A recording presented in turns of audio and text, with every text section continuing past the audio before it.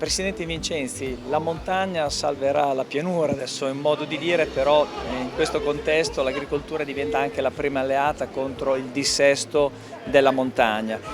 Questo è un incontro annuale dove appunto si parla di questo problema, un problema che è sempre più attuale ma che si cerca di contenere con interventi che vengono fatti in modo capillare sul territorio montano. La gestione delle acque non può che partire da una logica di bacino, ma soprattutto da una logica di territori. Se gestiamo bene le risorse, se gestiamo bene quello che è il dissesto dalla montagna a valle, i benefici non si avranno solo sul territorio montano, ma si hanno anche sui territori di pianura. Per questo vogliamo continuare a rilanciare ed essere protagonisti in un percorso di risanamento e soprattutto di messa in sicurezza di questo territorio, un territorio straordinario che deve avere le stesse condizioni di vita e di sicurezza dei territori più a valle, ma soprattutto dobbiamo aumentare quelli che sono i servizi a disposizione dei cittadini attraverso la messa in sicurezza del territorio e la disponibilità alle attività produttive di avere dei territori sicuri dove poter fare la loro attività.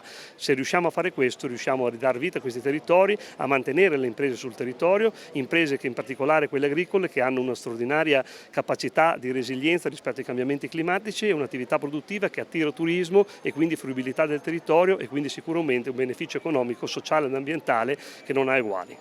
Mettere in sicurezza la montagna vuol dire tutelare anche la pianura? Questo è il primo principio che tutti noi dobbiamo avere in testa.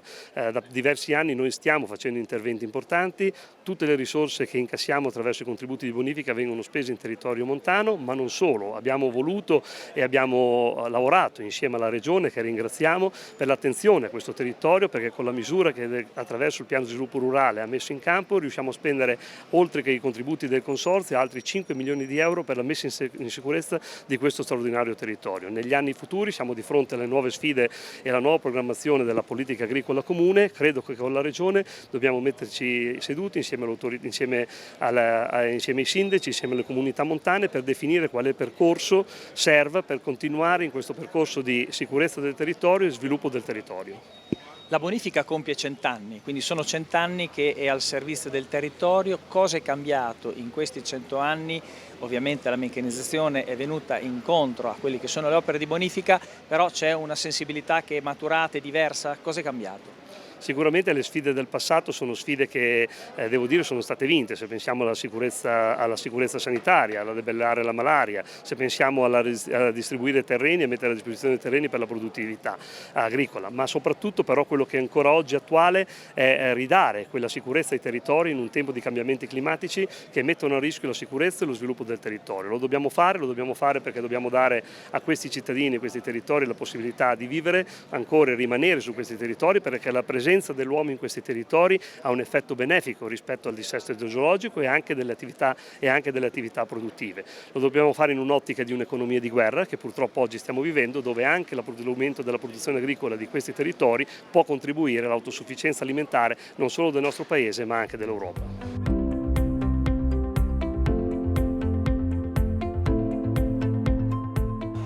Gianalberto Bertozzi, direttore del Consorzio di Burana, c'è sintonia con la Regione e anche con il Consorzio per quanto riguarda la messa in campo di risorse ma anche competenze per la tutela del territorio montano. Sì, c'è un'ottima sintonia, sempre più concreta, con la nuova legge regionale, quella del 2009, che ha rivisto un po' i contorni e l'assetto territoriale dei consorzi di bonifica.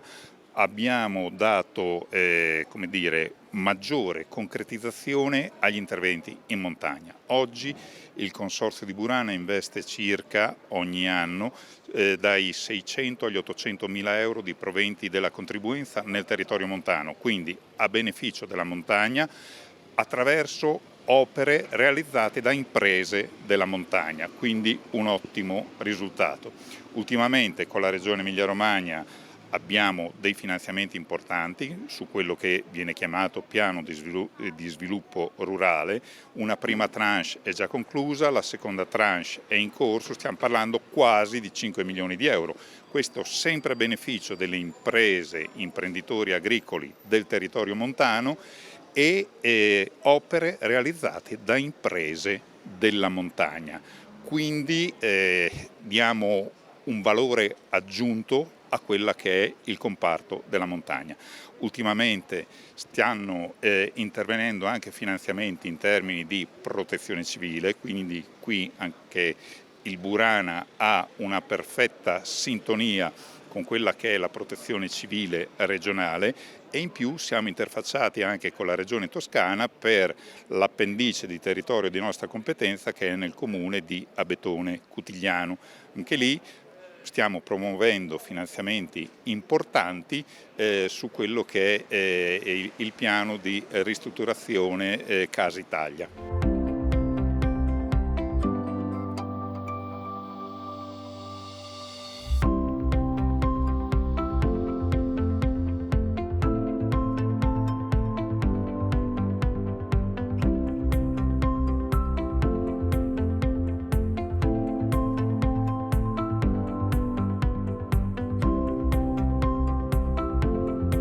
Il piano regionale di sviluppo rurale è uno strumento importante che mette in campo anche parecchie risorse per la tutela del territorio. Qual è in termini generali l'ammontare che viene messo a disposizione appunto dei territori? Il programma di sviluppo rurale ha messo in campo oltre 70 tipi di operazione. Tra queste ve n'è una proprio dedicata alla prevenzione del dissesto idrogeologico.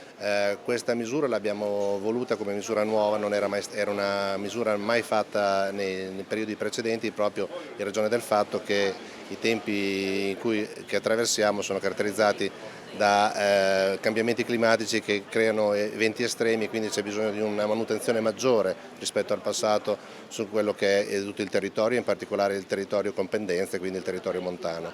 La misura che si chiama 511 in gergo è una misura classica di prevenzione, quindi di interventi di regimazione delle acque, di imbrigliamento, di palizzate, di strutture che possono servire a contenere appunto il fenomeno franoso in particolare, a vantaggio dell'attività agricola ovviamente e anche delle strutture agricole, quindi anche delle stalle. Infatti i nostri beneficiari, che sono state presentate ben 256 domande per un valore complessivo di circa 24 milioni di euro, le opere sono in fase avanzata di realizzazione, ne abbiamo saldate e liquidate 17 su 256, quindi il lavoro è ancora lungo, chiaramente è un periodo questo per fare cantieri molto affollato di lavori e quindi non è facile concluderli. In ogni caso crediamo che anche il territorio modenese con oltre 4 milioni di euro abbia tratto un grosso beneficio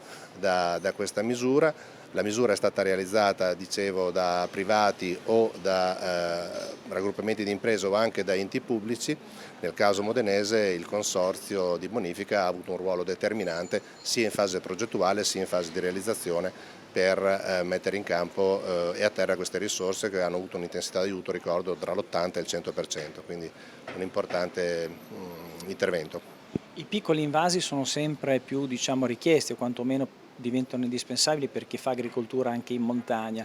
Ecco, su questo ci sono misure specifiche e come i produttori che sono interessati ad attivare questo meccanismo virtuoso cosa possono fare? Su questo un'altra esperienza positiva perché abbiamo realizzato una misura specifica anche su questo in alternativa e demarcazione rispetto agli interventi nazionali del piano irriguo nazionale con invasi fino a 250.000 m3. Chi fosse interessato può consorziarsi e trovare il terreno su cui fare lo scavo per fare il luogo di accumulo delle acque e attraverso questo intervento consortile e una cooperazione tra agricoltori si possono avere benefici fino al 60% dell'investimento.